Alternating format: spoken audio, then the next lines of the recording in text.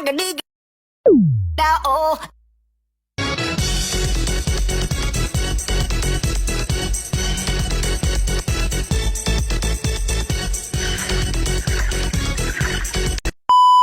Tapi bohong. Perkenalkan, saya Rasti Fauzia, kelas 3.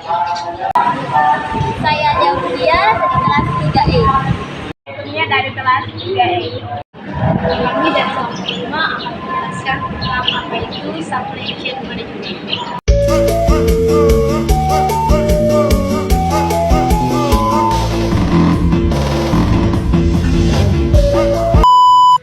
Manajemen rantai pasokan atau yang lebih dikenal dengan supply chain management. Apa itu supply chain management? Supply chain management adalah koordinasi dari semua aktivitas yang terlihat dalam produksi dan pengiriman produk ke pasar. Tujuannya adalah untuk memastikan efisiensi, efektivitas biaya, dan pengiriman produk tepat waktu ke pelanggan. Bagaimana supply chain management bekerja? Ada banyak langkah yang harus dilakukan. Sebagai contoh dalam pemesanan pakaian di toko online.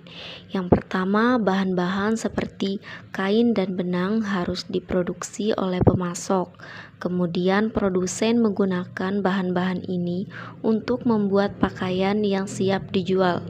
Setelah itu, pakaian harus dikirim ke gudang distribusi.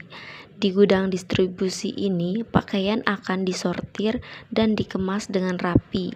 Selanjutnya, pakaian dikirim ke pusat distribusi yang terdekat dengan alamat pelanggan. Dari pusat distribusi ini, pakaian akan dikirim menggunakan jasa kurir atau ekspedisi hingga akhirnya tiba. Adapun tujuan supply chain management yang pertama yaitu meningkatkan efisiensi operasional, di mana mengurangi biaya produk dan distribusi dengan mengoptimalkan proses, waktu, dan sumber daya yang digunakan. Yang kedua yaitu memastikan ketersediaan produk, menjamin produk tersedia di tempat yang tepat dan waktu yang tepat sesuai permintaan konsumen.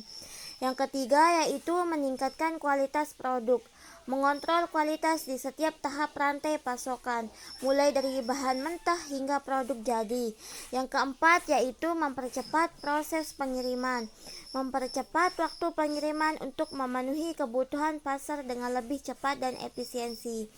Yang kelima yaitu mengurangi risiko, mengantisipasi dan mengelola risiko dalam rantai pasokan seperti keterlambatan pengiriman, kekurangan bahan, atau perubahan permintaan pasar.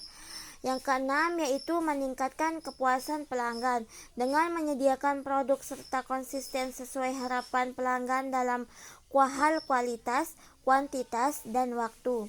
Yang ketujuh yaitu mendukung inovasi, mengelola rantai pasokan secara kolaboratif memungkinkan perusahaan beradaptasi lebih cepat terhadap perubahan teknologi dan kebutuhan pasar. Yang kedelapan yaitu mengelola hubungan dengan pasokan dan mitra, membangun hubungan yang kuat dengan pemasok dan mitra bisnis untuk menciptakan aliran yang lancar dalam pengadaan bahan dan distribusi produk. Fungsi supply chain management.